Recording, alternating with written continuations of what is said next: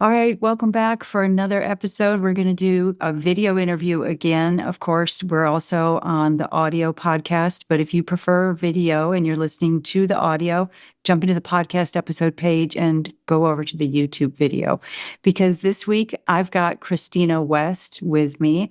And the reason I'm interviewing Christina this week is because Christina has actually been a guest blogger for the Paralegal Bootcamp's blog for quite a while now, for a few years. She's written several very good blog articles that you guys have read, commented on. You've seen it on social media. And she wrote another one, and I reached out to her and said, hey, instead of just putting it on the blog, why don't you come on and do a video interview? So, welcome to the show, Christina. Hello. Christine, sorry. So why don't you introduce yourself? And, people usually like to hear, how did you become a paralegal? Tell us a little bit about how you became a paralegal and what you're doing now. Sure. So I live in a very tiny county in Delaware, in Sussex County. There's not a whole lot of big name law firms around here. It's very small, like boutique style law firms. And I was getting my bachelor's degree, and part of that process was to intern somewhere. So I completed that, and as I was going through finishing my college degree, I ended up being a part of an unfortunate class action lawsuit against a pediatric doctor locally around here. And when I went in to sign my paperwork for the settlement, the attorney asked me, what my plans were after I was done school, as he was opening a law firm in Lewis and was looking for help. And I said I would be interested. So I sent my resume after I graduated, and I got the job there. So you're picking up your check from a class action lawsuit. Correct. Okay.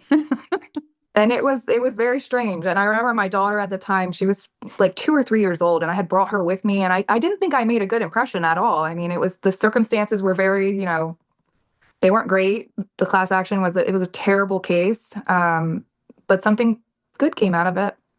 So then what type of law was that you were working in? So it was personal injury. So I started out, it actually inspired my very first blog about mastering the paper flow in the office.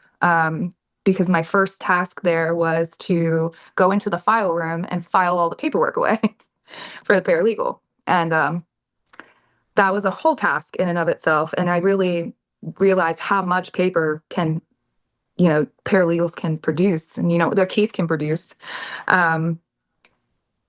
And I was able to be exposed to the cases that they were working on. And I probably stayed in that spot probably a month or two. I remember being hired in October, and by December, the paralegal was like, here's a file.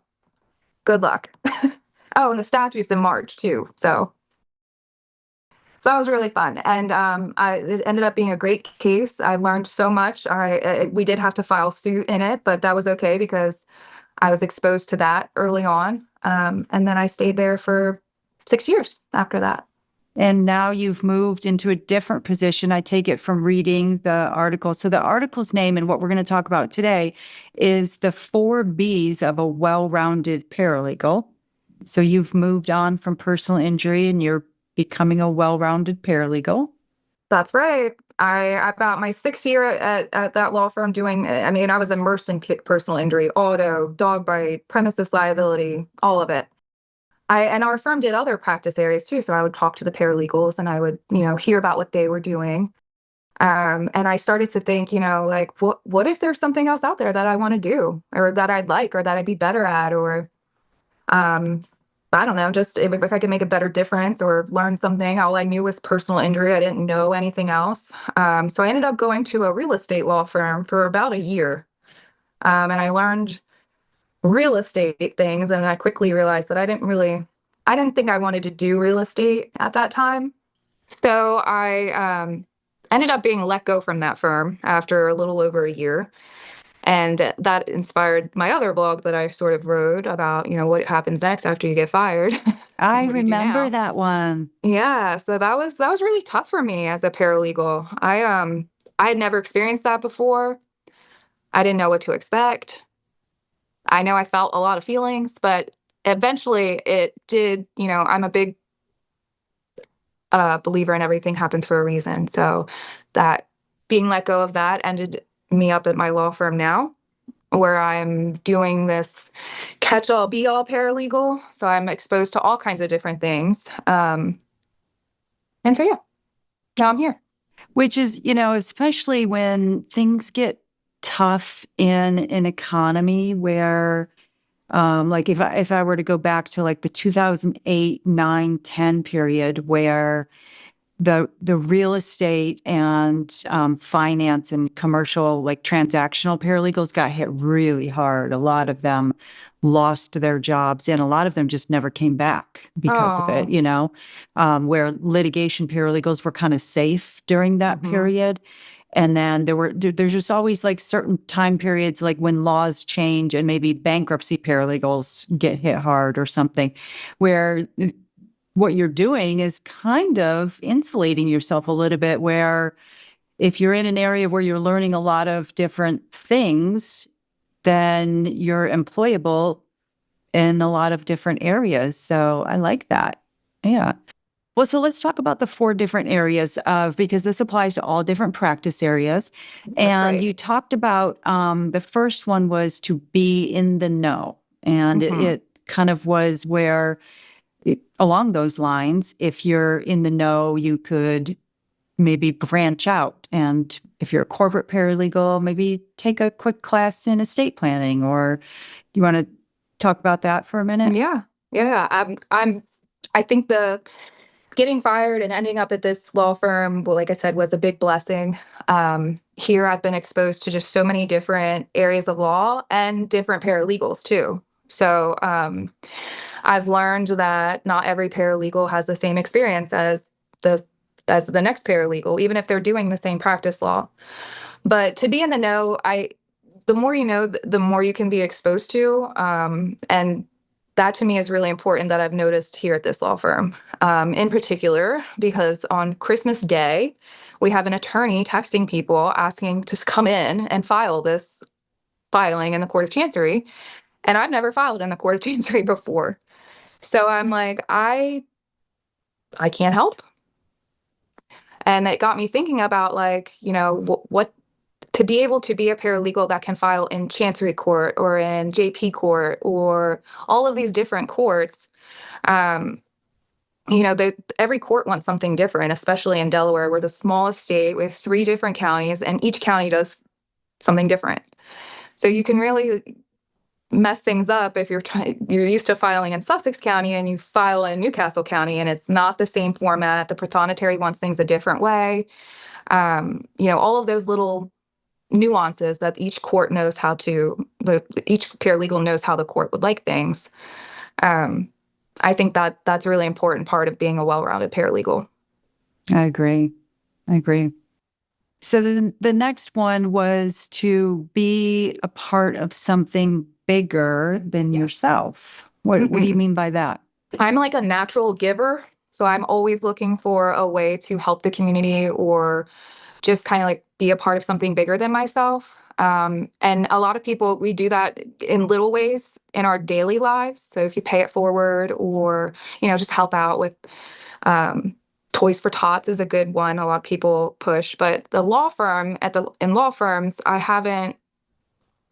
I didn't know that you could be exposed to things like that in a law firm until I got to working in a bigger law firm, and part of those, paralegal associations. So our local Delaware Paralegal Association is the best thing I could have ever done. It was join that group and see what they were doing for our community because it's really special. We have the Angel Tree program, so you actually can pick which family or which kids you want to give them a Christmas for. So I always like that. I always pick the kids. And so essentially you're stepping into the roles of giving them a Christmas. And I think that's important in a paralegal perspective and a law firm perspective because we are constantly just go, go, go. And those things kind of pull us back, ground us a little. We're still human. Helping is still important. It makes you part of being a well-rounded paralegal.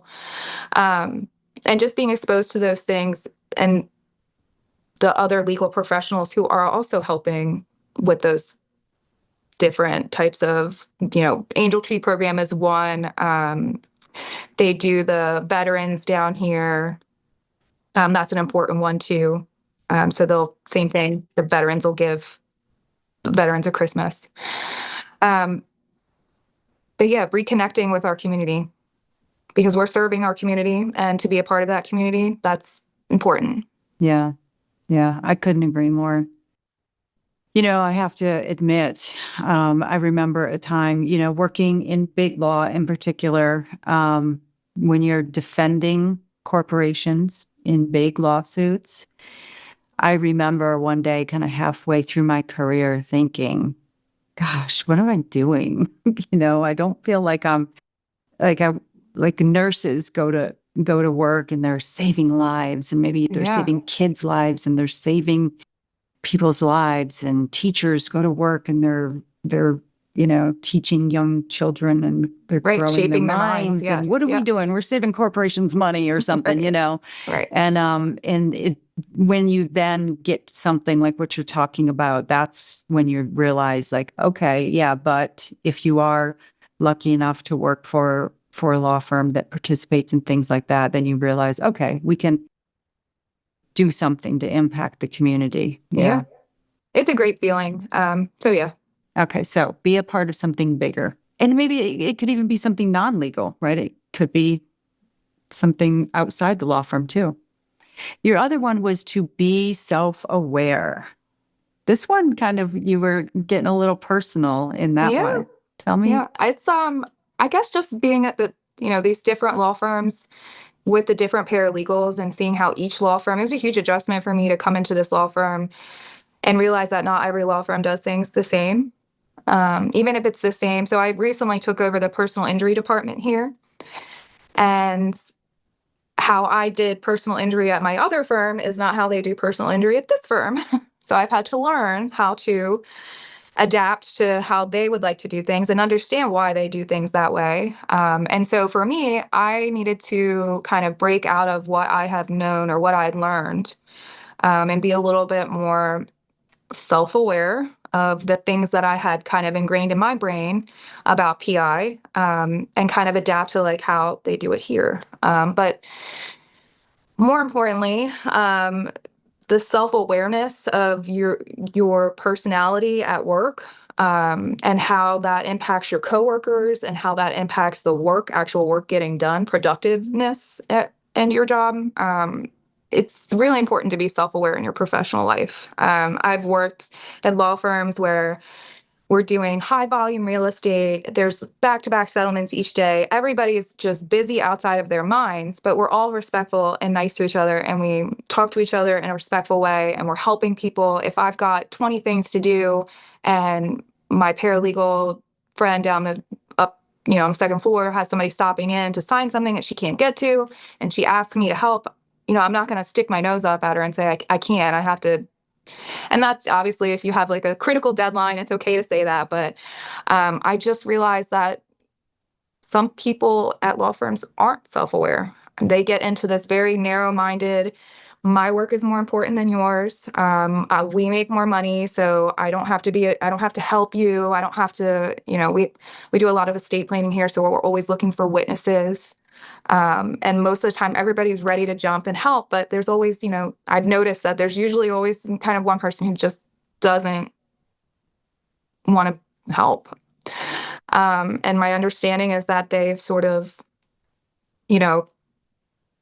their work is more important. They're just in this tunnel vision. They don't care about what you have working on. It's, especially if it's a different department, if you have someone in real estate versus somebody who's in personal injury, or, vice versa, it can be a little hard to see past yourself at your work when you're working on your specific thing. So as an example, when I first started working here, I was very happy to be here, and I'm very big on like decorating for holidays, and trying to the first year I was here, we all carved pumpkins together in the conference room as like a team skill building type of thing. It was so fun. But there, I realized that there were people in our firm that just didn't they didn't want to do that. And eventually it kind of made me feel like I don't really want to do it either if you guys don't want to do it. And it kind of just dwindled out. And now I look back at it and I'm like, we had a great time carving pumpkins. And like, it sucks that one person kind of, made it that way when it doesn't have to be that way. So you really have to make a conscious effort to come into work and be able to, I'm sure everybody's heard this before, but drop your stuff at the door and come in and, be a part of a team. And some people just can't do that. So it makes it a little bit harder to work in a team environment. Exactly.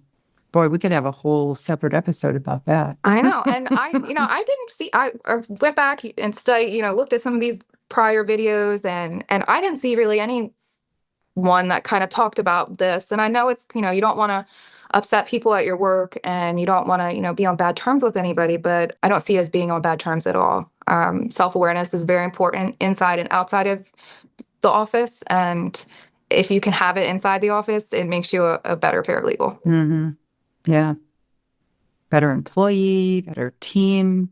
Yeah, yeah. I go to a different office. We have 3 different offices in each county. And when I go to the other office, it's a totally different culture and a totally different vibe. And I'm like, man, I wish it was kind of like this where we were at. But, I guess you can't make everybody be self-aware. But if you can be self-aware as a paralegal, I think that makes you a lot more approachable at work and it makes you more of an asset to the team. I like that. Maybe we will have another episode. I'd love to get like a like down to the career nitty grittiness of it. Yeah. career counselor or even a psychologist on. All right. So your last one, be courageous. And it sounded like, if I remember correctly, it was be courageous. That was kind of like to make a move, maybe. Was that correct? And granted, the very first time I was courageous and I made a move, but the second time I was let go. But it was still, I had to be courageous in that moment and I had to not let it get me down and kind of keep charging forward. The position that I took at the law firm I'm at now was for a front desk receptionist. And I took it and I was scared, but I needed to kind of think outside the box and not be afraid to take that, because eventually it did land me into my paralegal role that I'm in now. And where I'm at now, there are paralegals who just practice real estate. There are paralegals who just do estate planning, and they stay in there and they know everything about it from front to back, back to front. They know where to file, and that's great because they're, an asset, obviously. But I think it's more important to sort of be, if you're wanting to be a well-rounded paralegal, you do need to have a better understanding of what other people are doing at your law firm. And the only way to do that is to kind of branch out and try something else. I agree. I would add to that, because when I first saw the title of that particular section, I thought it was going to be along the lines of like courageous, like have a courageous conversation. Sometimes you have to be courageous, maybe with the coworker, right? That is not being the team member. Sometimes it's have the courageous conversation about or with your boss who's not treating you. I mean, you could have a lot of things about being courageous when you're working at a law firm. Yeah, and I just really, when I was thinking about what it means to be a well-rounded paralegal, I was there at one point. All I did was personal injury. I didn't know anything else. And I didn't think at that point I was a well-rounded paralegal because I couldn't draft a deed and I couldn't, I didn't know anything about corporate law, and I didn't have a respect for any of that because I just didn't know what it was about. And then when I got here and I just realized, like, I'm doing liquor license mailings and I'm doing deeds and a little bit of everything. And now, even if I'm just in my practice area now of personal injury, I know that this firm knows that I've got their back. If a real estate paralegal is sick and a deed needs to be drafted on the fly, they know that I'm here and that I can do that deed on the fly, because I have that experience and a vast, broader experience than just doing personal injury. If I had only done personal injury, the firm wouldn't have come to me in a moment like that, like, hey, can you draft this deed? Because they know that I'm not going to be able to draft that deed because all I know is personal injury. So I see paralegals who are kind of stuck at the same law firm in the same practice area, and eventually it's like a statue almost, and you're not learning anything else. And part of being a paralegal is to continue to learn and to continue to grow. And one of the ways to do that is scary. It's very scary to to be let go, or to, decide to put your 2 weeks in and let them know, because of course, I get well, why are you going? What happened? The exit interviews, all of that is very nerve-wracking. But when I look back at it now, I'm in a much better position now than I was 7, 8 years ago. Be courageous. Yes. That's what And we're you going to can end be on. courageous with your conversations. You can apply that. But in this particular one, if Be it's time to go, courageous. just be courageous and go. Be courageous. Yeah, to make a move. Yeah, I have to say, looking back, when I went into the management role, that took some courage. I was only 12 years into being a paralegal. And Wow. I went into it thinking, I don't know, I've never been a manager before. I mean, I was managing a couple of case assistants at my old firm, but Yeah. I totally agree. All right, so that was, let's round it out. Be in the know. Be in the know. Be a part of something bigger than yourself. Be self-aware, and be courageous. Be courageous. All right. Thank you so much. Thank you, Christine. Thank you, Anne. I appreciate you. That's it. That's a wrap for this week. Thank you, everyone. Bye for now.